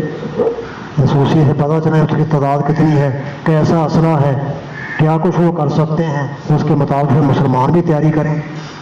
تو دشمن کی جاسوسی کے لیے آپ نے ان 10 کو بھیجا تھا۔ تو جاسوسہ کا لفظ ذرا برا سا لگتا ہے تو خبرگیری کا معنی کر لیں۔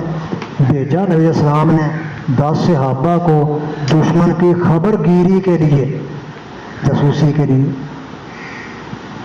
جاؤ دیکھو دشمن کی طاقت کیا ہے، کیسا اسلحہ ہے، پھر ہمیں آ کر بتاؤ تاکہ اس کے مطابق ہم تیاری کریں، اور اگر ان کا مقابلہ ہو جائے تو ہم اس سے لڑ سکیں۔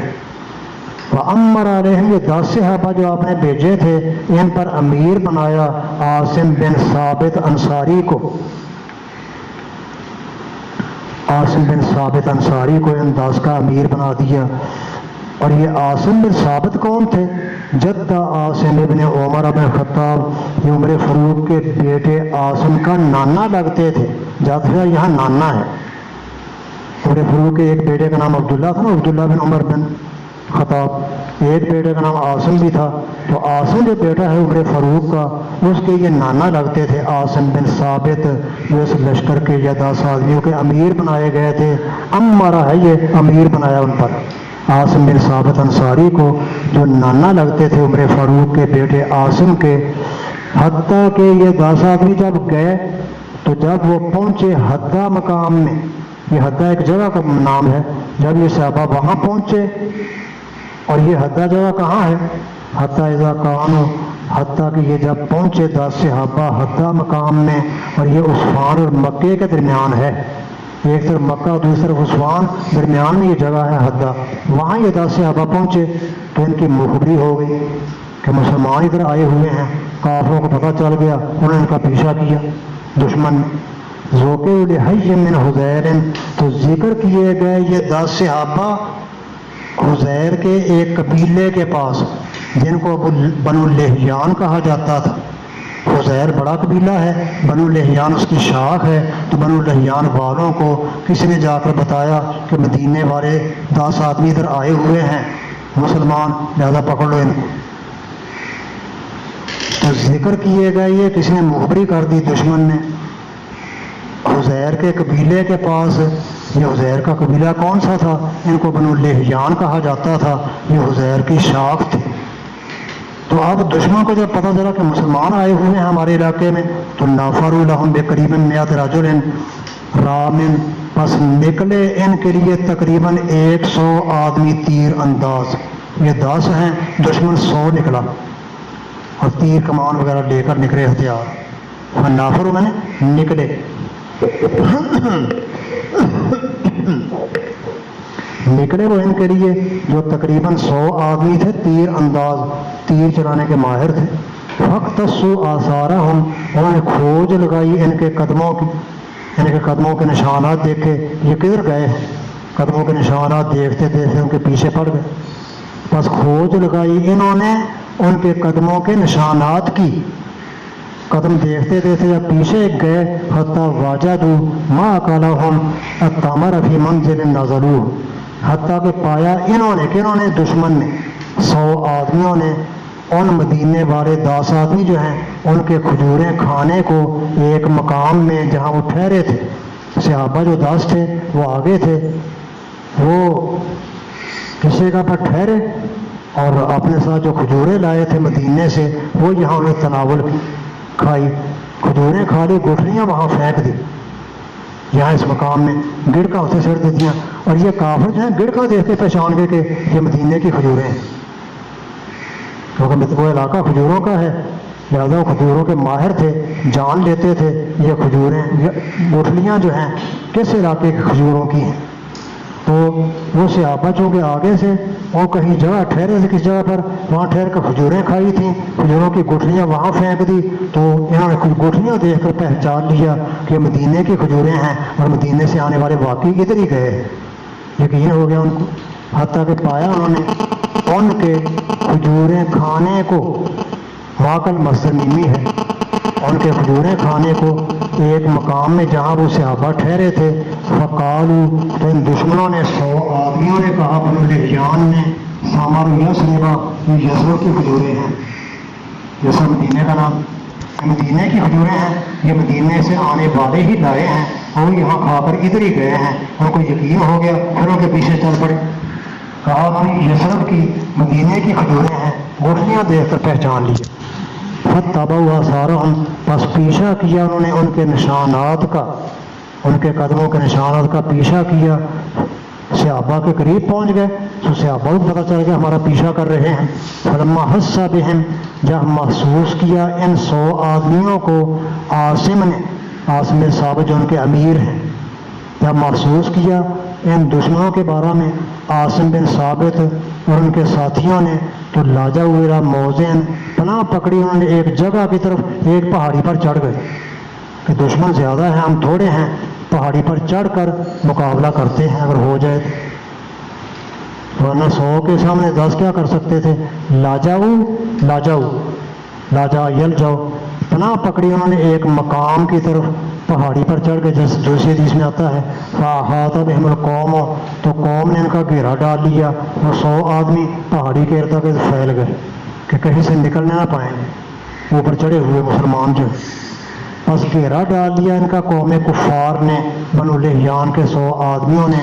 اب انہوں نے صحابہ سے کہا، دشمن نے بس کہا ان بنو لحیان نے لہم، ان صحابہ سے جو پہاڑی پر تھے، انزلوا اتر آؤ، آتوا بایدیکم، اپنی گرفتاری پیش کر دو، دے دو تم اپنے ہاتھ ہمیں پکڑا دو، گرفتاری دے دو، ہم تمہیں کچھ نہیں کہیں گے۔ یہ جھوٹ بول رہے تھے، کہنا تھا انہوں نے قتل کرنا تھا۔ انزلوا اتر آؤ پہاڑی سے، پس دے دو تم اپنی گرفتاری، اور تمہارے لیے عہد اور وعدہ ہے اس بات کا کہ نہیں قتل کریں گے ہم تم میں سے کسی کو، اگر گرفتاری دے دو گے ہم کسی کو قتل نہیں کریں گے ورنہ مقابلہ کریں گے تمہارا۔ یہ صرف جھوٹ تھا ان کا، قتل کرنا تھا انہوں نے، اور تمہارے لیے عہد اور وعدہ ہے اس بات کا کہ نہیں قتل کریں گے ہم تم میں سے کسی کو۔ عاصم بن ثابت جو امیر تھے وہ کہنے لگے بھی میرے ساتھیوں یہ ہے کافر، ان کی بات کا کوئی اعتبار نہیں، ہم گرفتاری دے دیں گے قتل کر دیں گے، فائدہ کیا، لڑکے مرے ان سے، مقابلہ کرتے ہیں، جان تو جانی ہے، کم از کم ان کو مار کر ہی شہید ہوں۔ تو کہا عاصم بن ثابت نے ایھا القوم، اے میری قوم، 10 آدمیوں سے کہا، اما آنا، لیکن میں تو نہیں اتروں گا کافروں کی پناہ میں، یہ کہنے والے کافر ہیں، ان کی بات کا کوئی اعتبار نہیں، کہتے کچھ ہیں کرتے کچھ ہیں۔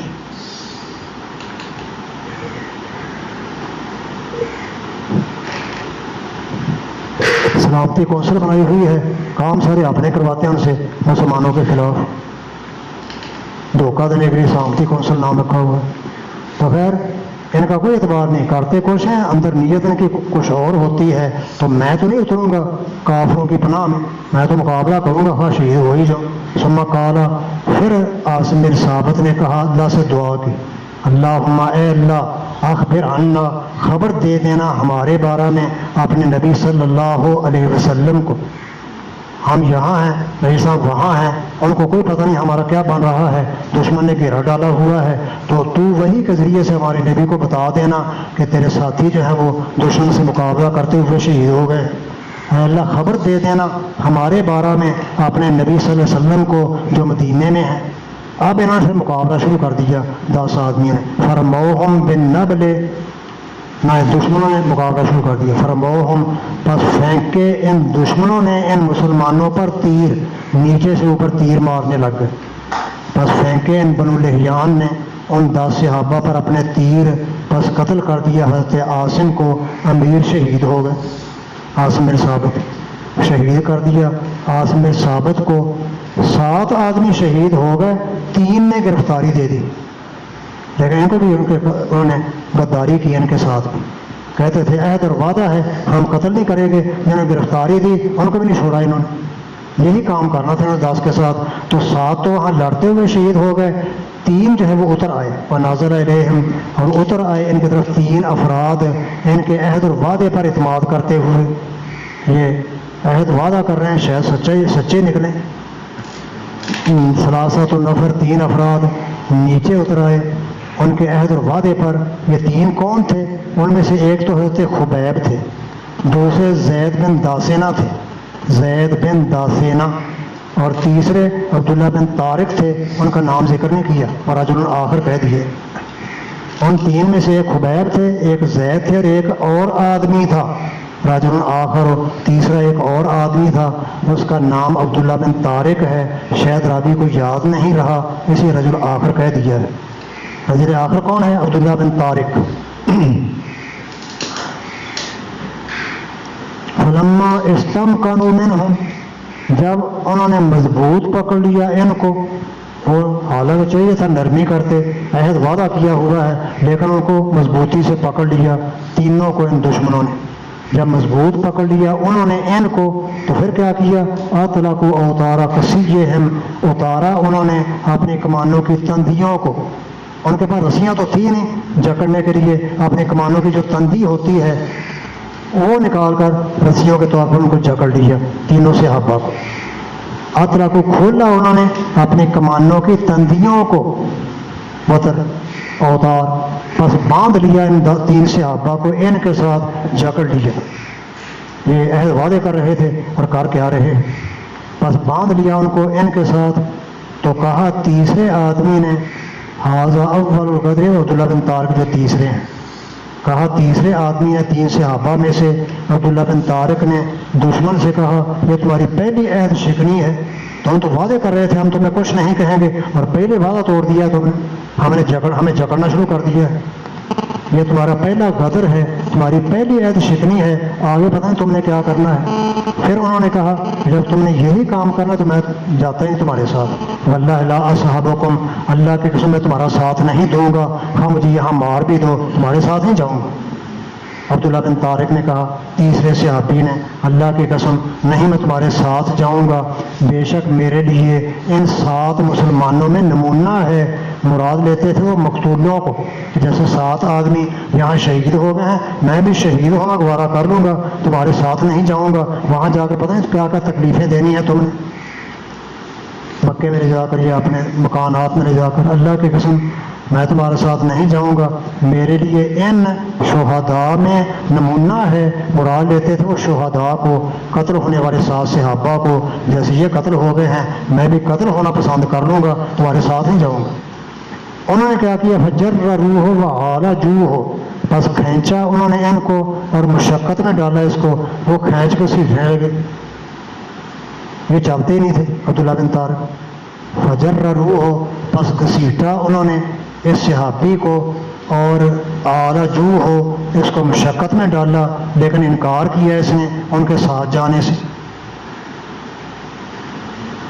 تو انہوں نے ان کو بھی یہاں شہید کر دیا تھا، قتل کر دیا تھا کافروں نے، کیونکہ کہاں تک وہ گھسیٹ کر لے جاتے، تو یہیں ان کو شہید کر دیا. یہاں اس کا ذکر نہیں ہے، دوسرے مقام میں ہے کہ اس کو انہوں نے قتل کر دیا. 8 شہید ہو گئے، 2 کو ساتھ لے گئے. فن ترک بے خبیب و زید بن داسنہ تھے، بس لے چلا دشمن حضرت خبیب کو اور زید بن داسنہ کو. لے جا کر کیا کیا؟ حتیٰ باعوہما، حتیٰ کہ بیچ دیا انہوں نے ان دونوں کو بدر کے واقعہ کے بعد، جنگ بدر کے بعد ان کو گرفتار کیا. یہ آگے واقعہ تفصیلاً آئے گا مزید، یہاں اس کو بدر کی وجہ سے ذکر کر رہے ہیں. بدر کا لفظ اس حدیث میں بھی آ رہا ہے. جا کر انہوں نے غلاموں کی طرف بیچ دیا، حالانکہ آزاد تھے، غلاموں کی طرف بیچ دیا، ان کی قیمت لے لی. حتیٰ کہ بیچ دیا ان دونوں کو، خبیب اور زید کو. واقع بدر کے بعد یہ ہوا ہے. فبتاع، ان کو خریدا کس نے؟ یہ بتاتے ہیں. فبتاع بن الحارث بن عامر بن نوفل خبیبن، بس خرید لیا حارث بن عامر بن نوفل کے بیٹوں نے خبیب کو. حارث کے بیٹے تھے، حارث تو قتل ہو گیا تھا جنگ بدر میں، خبیب کے ہاتھ سے قتل ہوا تھا. ایسے ہم نے خریدا تھا کہ خبیب نے ہمارے باپ حارث کو قتل کیا تھا بدر میں، اب ہم اس کو قتل کریں گے اپنے باپ کے بدلے میں.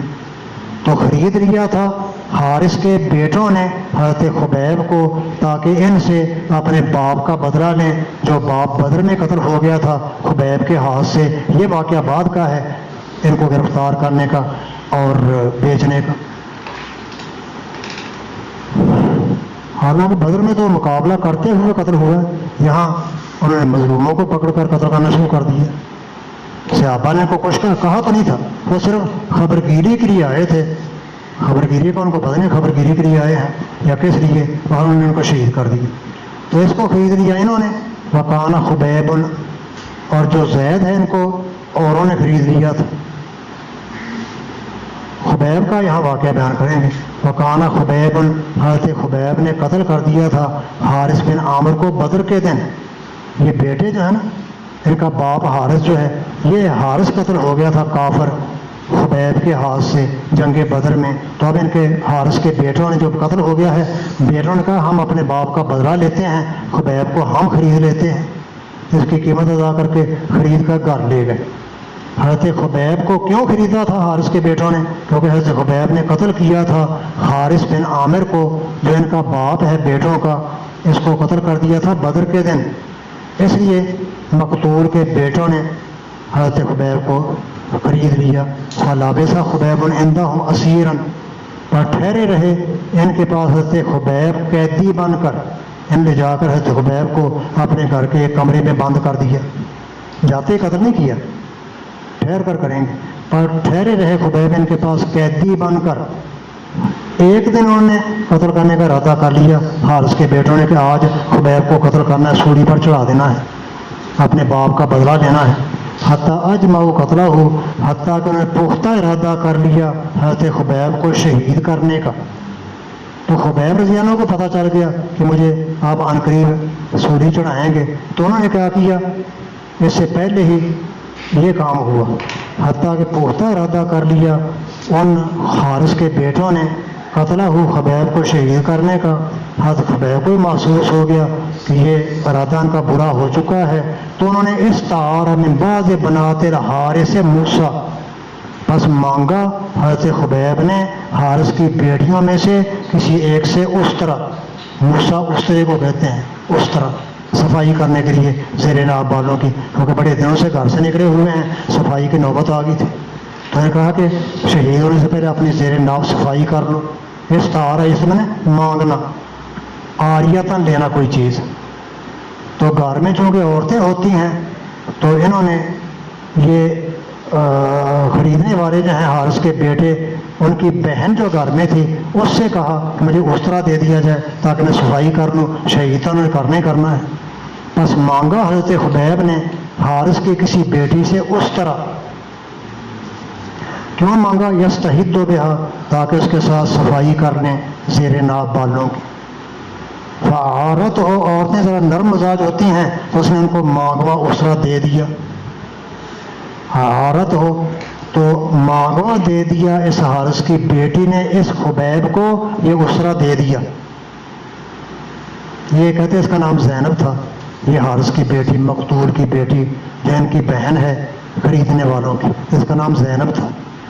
تو اس نے ان کو عاریتاً وہ موسیٰ دے دیا، اسرا دے دیا۔ جب اسرا دے دیا تو ایک اور واقعہ پیش آ گیا، فدارج بنی لہا، پس داخل ہو گیا اس عورت کا چھوٹا سا بیٹا، حالانکہ یہ بے خبر تھی، حتیٰ کہ وہ آ گیا حضرت خبیب کے پاس۔ یہ اپنے بچے کو خبیب کے پاس جانے نہیں دیتی تھی، لیکن یہ کہیں کام لگی ہوئی تھی، بچہ اس کا چھوٹا سا چلتا ہوا خبیب کے پاس چلا گیا۔ یہ گھبرا گئی کہ کہیں میرے بیٹے کو قتل نہ کر دے، اسرا میں نے اس کو دے دیا ہے، حالانکہ وہ قتل تو نہیں کرنا تھا انہوں نے۔ یہ ڈر گئے کہیں میرے بیٹے، کیونکہ یہ بھی غیر مسلم تھی۔ تو داخل ہو گیا بنیجن، اس کا چھوٹا سا بیٹا، لہا، اس کا چھوٹا سا بیٹا، حالانکہ اسے بے خبر تھی ورنہ جانے نہ دیتی، حتیٰ کہ حضرت خبیب کے پاس آ گیا۔ فوجدتہ مجلسہ علی فاخذہ، پس پایا اس عورت نے اس اپنے بچے کو، نہ اس خبیب کو، وہ بٹھانے والے تھے اس کو اپنی ران پر، دیکھا کہ خبیب نے بچہ اپنی ران پر بٹھایا ہوا ہے، اب ڈر گئی کہیں یہ اسرا میں نے اس کو دے دیا ہے صفائی کے لیے، کہیں میرے بیٹے کو قتل نہ کر دے، یہ سمجھتے ہوئے کہ انہوں نے مجھے قتل کرنا ہے، میں ان کا بچہ مار دیتا ہوں، یہ ڈر گئی گویا، حالانکہ خبیب ایسا کام نہیں کرنے والے تھے۔ بس پایا اس نے اس حضرت خبیب کو، حالانکہ وہ بٹھانے والے تھے اس بچے کو اپنی ران پر، اور موسیٰ بیدہ ہی، اور اسرا ان کے ہاتھ میں تھا، حضرت خبیب کے ہاتھ میں۔ قالت، کہا اس عورت نے، یہ واقعہ بیان کرتے ہوئے کہتے بعد میں یہ مسلمان ہو گئی تھی، یہ زینب جو ہے، کیونکہ حضرت خبیب سے بڑا انہوں نے کرامتیں دیکھی تھی جو آگے آ رہی ہے۔ قالت، کہا اس زینب نے، ففزعت فزعۃ، میں تو گھبرا گئی، ایسا گھبرانا کہ پہچان لیا اس کو خبیب نے بھی۔ حضرت خبیب نے دیکھا ماں بڑی گھبرائی ہوئی ہے، ڈرتی ہے کہیں یہ خبیب ہمارا دشمن ہے، میرے بچے کو قتل نہ کر دے۔ بس گھبرا گئی میں، ایسا گھبرانا کہ حضرت خبیب بھی اس کو پہچان گئے کہ یہ ماں بچے کی گھبرائی ہوئی ہے، پہچان گئے۔ تو کہا حضرت خبیب نے ڈرنے کی ضرورت نہیں، اتخشینا ان اقتلہ، اے زینب یا اے عورت کیا تو ڈرتی ہے کہ میں اس کو قتل کر دوں گا؟ نہیں، ما کنت یفعل ذلک، میں ایسا نہیں کروں گا، ہم بچوں پر ظلم کرنے والے نہیں ہیں، بلکہ کسی پر بھی ظلم نہیں کرتے، جو مقابلے میں ہے اس سے لڑتے ہیں اپنے دفاع کے لیے۔ نہیں ہوں میں کہ کروں یہ کام، لہٰذا گھبرانا ڈرنا میں بچے کو پیار کے طور پر رکھا ہوا ہے۔ قالت کہا اس نے واللہ ہے اللہ کی قسم مارے تو اسیرن، یہ دیکھ لو ابھی مسلمان نہیں تھی یہ کافر جو گرفتار خریدنے والے ان کی بہن ہے، لیکن حضرت خبیب کی تعریفیں کرتی ہے۔ کہا اس نے اللہ کی قسم نہیں دیکھا میں نے کوئی قیدی کبھی بھی جو بہتر ہو خبیب سے بڑھ کر، خبیب بڑا افضل قیدی تھا، بڑی کرامتیں میں نے دیکھی اس سے، نہیں دیکھا میں نے کوئی قیدی کبھی بھی جو خبیب سے بہتر ہو۔ وہ کیسے؟ واللہ لقد وجدتہ یوما، اللہ کی قسم میں نے پایا اس خبیب کو ایک دن، یاکل کتفا من عنب، وہ انگوروں کا گچھا کھا رہا تھا جو اس کے ہاتھ میں تھا، حالانکہ وہ جکڑا ہوا تھا بالحدید، لوہے میں، زنجیروں میں۔ اور آگے بھی کہتے وما بمکہ تھا من ثمرۃ، اور مکے میں یہ اس وقت پھل ہی نہیں تھا، پھل کا موسم ہی نہیں تھا انگوروں کا، اور خبیب جو ہے وہ گھر کے اندر تھا لیکن جکڑا ہوا تھا، وہ باہر جا کر نہ لا سکتا ہے نہ باہر جا کر کسی نے دیا تھا، دشمن نے دیا تو نہیں، کیونکہ دشمن جو ہے وہ تو انگور تو نہیں کھلاتے اس کو قتل کرنا، نہ ہم نے گچھا دیا نہ خبیب جا کر لائے کیونکہ جکڑے ہوئے تھے، بلکہ مکے میں یہ پھل تھا ہی نہیں کیونکہ یہ بے موسمہ پھل تھا، یہ اللہ نے ان کو دیا تھا۔ یہ عورت کہتی ہے میں نے پایا اس کو ایک دن جب کہ وہ قیدی تھا کہ گچھا کھا رہا تھا انگوروں کا جو اس کے ہاتھ میں تھا، حالانکہ وہ جکڑا ہوا تھا زنجیروں میں، اور مکے میں یہ پھل ہی نہیں تھا کہ باہر سے کوئی دے جائے آ کر۔ وکانت تقول، اور یہ کہا کرتی تھی یہ عورت جس نے اسرا دیا، جس کا بیٹا وہاں پہنچا ہوا ہے، یہ کہا کرتی تھی کہ بے شک وہ رزق تھا جو اللہ تعالیٰ نے خبیب کو عطا کیا تھا، اللہ نے ان کو یہ رزق پہنچایا، بے موسمہ پھل، اللہ ہر چیز پر قادر ہے۔ فلما خرجوا بہ، تو یہ میں نے اس کی کرامت دیکھی، یہ عورت کہتی ہے۔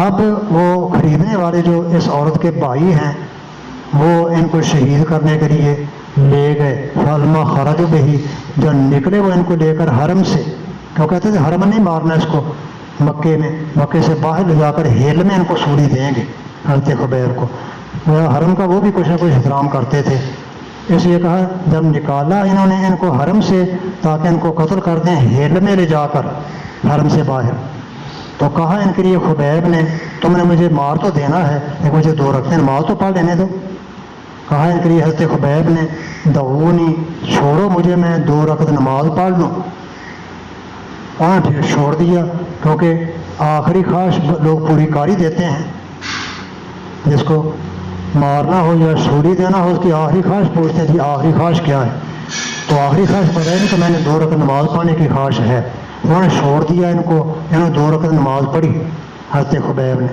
فقال، پھر انہوں نے کہا ان دشمنوں سے اللہ کی قسم لولا، اگر یہ بات نہ ہوتی، ان تحسبوا، کہ تم گمان کرو گے، ان ما بی جازا، کہ مجھے گھبراہٹ ہے موت کی، لذت تو میں زیادہ لمبی نماز پڑھتا، میں نے جلدی جلدی چھوٹی صورتوں کے ساتھ 2 رکعتیں پڑھی ہیں تاکہ تم یہ نہ سمجھو کہ مسلمان موت سے ڈرتا ہے، تم سمجھو کہ نماز لمبی کر دی ہے کہ موت سے ڈرتے ہوئے لمبی کر رہا ہے، اسے میں نے نماز مختصر کر دی ہے تاکہ تم یہ نہ سمجھو کہ مسلمان موت سے ڈرتے ہیں، میں نے 2 رکعتیں پڑھی ہیں مختصر، اگر یہ ڈرنا ہوتا کہ تم مجھے بارے میں بدگمانی کرو گے میں لمبی صورتیں پڑھتا 2 رکعتوں میں، اللہ کی قسم اگر نہ ہوتی یہ بات کہ تم سمجھو گے کہ مجھے گھبراہٹ ہے موت کی تو میں زیادہ نماز پڑھتا اور لمبی کر دیتا۔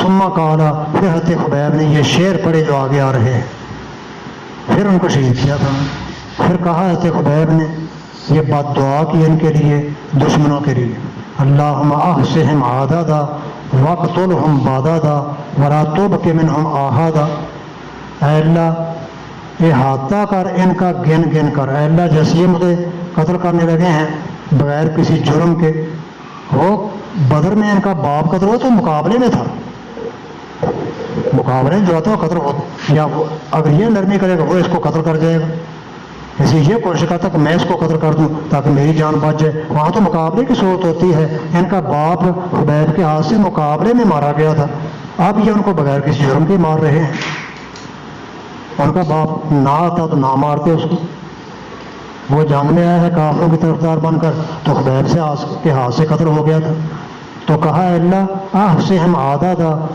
احاطہ کر ان کا گن گن کر، ایک ایک کا گن کر احاطہ کر، وقتلہم بددا، اور قتل کر ان کو متفرق طور پر، ایک ایک کو الگ الگ قتل کر، مار ان کو جو مجھے مارنا چاہتے ہیں۔ اے اللہ احاطہ کر ان کا گن کر اور قتل کر ان کو متفرق طور پر، اور نہ باقی رکھ ان میں سے کسی کو، یہ دشمن جو مجھے خرید کر قتل کرنا چاہتے ہیں ان میں سے کوئی باقی نہ رہے، یہ بد دعا کی ان کے خلاف، اور نہ باقی رکھ ان میں سے کسی کو۔ پھر حضرت خبیب یہ شعر پڑھنے لگ گئے، سوری پر ٹھکانے سے پہلے شروع ہوئے، کہہ رہے تھے فَلَسْتُ أُبَالِي حِينَ أُقْتَلُ مُسْلِمًا عَلَىٰ أَيِّ جَنبٍ كَانَ لِلَّهِ مَصْرَعِي۔